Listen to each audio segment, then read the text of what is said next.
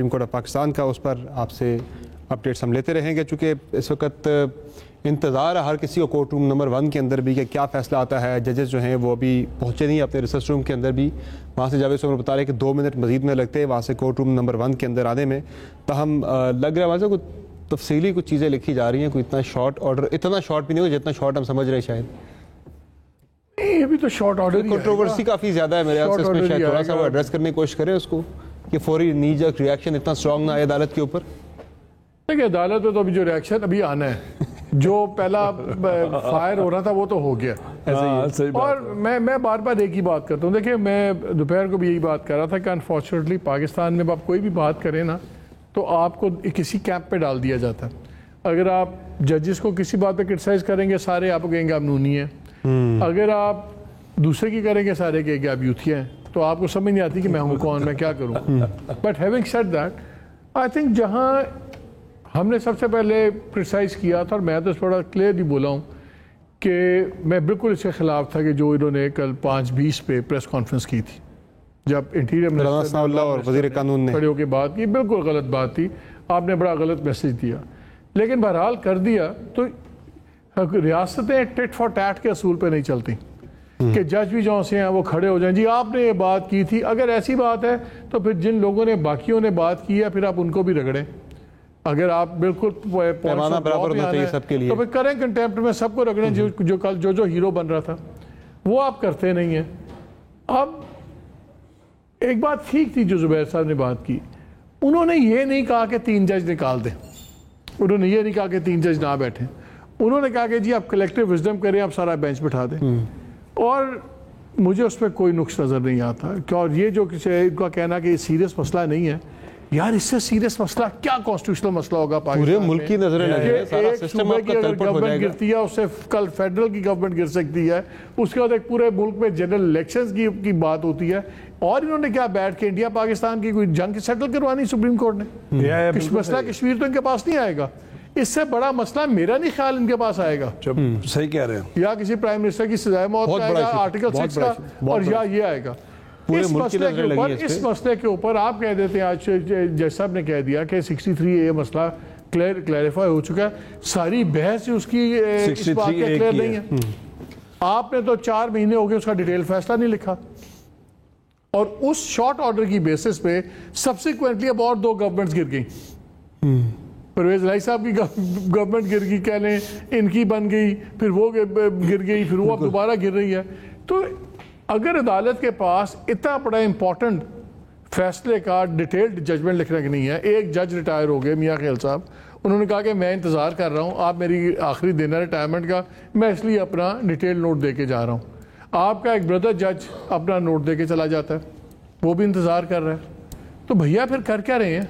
ये जो किन चीज़ों में इतना टाइम लग रहा है? अगर आप ये पाकिस्तान में एक बड़ी अनफॉर्चुनेट रियलिटी है, बड़े इंपॉर्टेंट केसेस का डिटेल जजमेंट्स नहीं आती, और जब तक डिटेल जजमेंट नहीं आएगी आप उस पर रिव्यू नहीं कर सकते, आप उस पर कमेंट टेक्निकली नहीं कर सकते, आप उसको जज नहीं कर सकते। शॉर्ट ऑर्डर को आप क्या जज करेंगे? ये बाय डिफ़ॉल्ट नहीं होता। आप देखिए कि जो इंपॉर्टेंट केसेस हैं उनमें बाय डिज़ाइन बहुत डिले होता है। तो ये कुछ कोर्ट भी तो अपने पे मलबा खुद डाल रही है ना। देखिए सही कह रहे हैं मालिक, ये जो समर जो 63A की इंटरप्रिटेशन वाला फैसला है, उसमें जो क्रिटिक्स हैं, जो भी लॉ की समझ रखते हैं, वो ये स्टार्ट विद द 2 फेलो जजेस के रीराइट आपने, हाँ एग्जैक्टली, के रीराइट किया है कॉन्स्टिट्यूशन, आपने इंटरप्रिटेशन नहीं की, और 2 के डिसेंटिंग नोट्स मौजूद हैं। लेकिन कहने का मकसद ये है कि अगर एक अनाउंसमेंट है छोटी सी कि फैसला सुप्रीम कोर्ट ऑफ पाकिस्तान का 7:30 बजे तक मुअख्खर हो गया है। सुप्रीम कोर्ट ऑफ पाकिस्तान ने डिप्टी स्पीकर की रूलिंग पर फैसला सुनाना था 5:45 बजे, अब ये फैसला 7:30 बजे तक के लिए मुअख्खर कर दिया गया सुप्रीम कोर्ट ऑफ पाकिस्तान की जानिब से। ये खबर आपको अहम खबर आप तक पहुंचा रहे हैं। सुप्रीम कोर्ट ऑफ पाकिस्तान ने अहम तरीन फैसला 7:30 बजे तक मुअख्खर कर दिया है। पहले ये फैसला शेड्यूल था 5:45 पर, अब ये खबर सुप्रीम कोर्ट ऑफ पाकिस्तान से सामने आई है कि फैसला 7:30 बजे तक के लिए मुअख्खर कर दिया गया है। जी वैसे साहब कंटिन्यू कीजिएगा।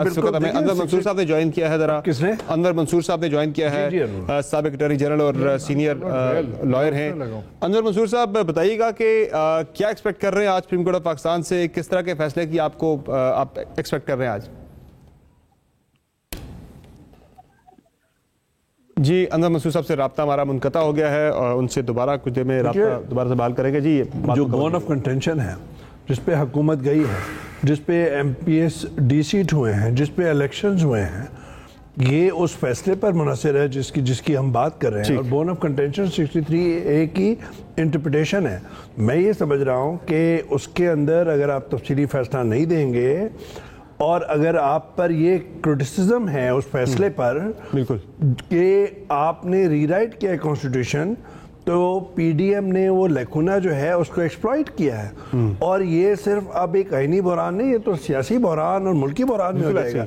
और चीफ जस्टिस साहब, मोहतरम चीफ जस्टिस साहब ने अपने रिमार्क्स में कहा है कि 63A की मजीद इंटरप्रिटेशन नहीं हो सकती। बिल्कुल मेरे ख्याल में बिल्कुल हो सकती है, लीगल एक्सपर्ट्स के मुताबिक हो सकती है और आगे चल के ये होगी बिल्कुल जब ये डिटेल जजमेंट आएगा तो। ठीक है, बिल्कुल सही है, ये आगे चल के हो सकती है। दोबारा से अब तक ये खबर पहुंचाते हैं कि डिप्टी स्पीकर की रूलिंग से मुतल्लिक सुप्रीम कोर्ट का फैसला 7:30 बजे तक मुअख्खर कर दिया गया है। पहले ये फैसला 5:45 पर आना था। कोर्ट रूम नंबर 1 खोल दिया गया था।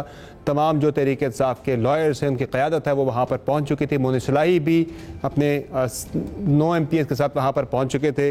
लेकिन अब खबर ये आ रही है सुप्रीम कोर्ट ऑफ पाकिस्तान से कि ये फैसला, अहम तरीन फैसला जिसे करार दिया जा रहा है, ये 7:30 बजे तक के लिए मुअख्खर कर दिया गया है।